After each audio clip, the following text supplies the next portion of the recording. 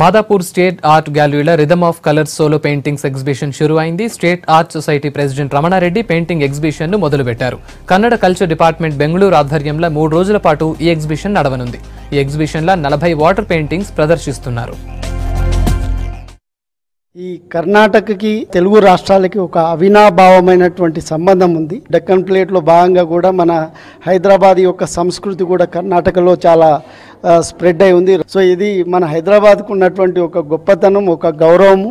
So నిజంగా ఈ కర్ణాటక ఆర్టిస్టులందరికీ కూడా ప్రత్యేకంగా కర్ణాటక లలిత కళా అకాడమీ అండ్ కల్చరల్ డిపార్ట్మెంట్ వారికి ప్రత్యేక కృతజ్ఞతలు. శశికుమార్ గారు ప్రత్యేకంగా ఈ వాటర్ కలర్ పెయింటింగ్స్ని చాలా అద్భుతంగా నైపుణ్యవంతంగా ఇక్కడ ప్రదర్శించారు.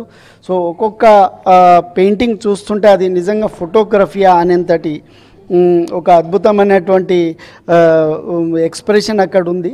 ఆ కలర్స్ కాంబినేషన్స్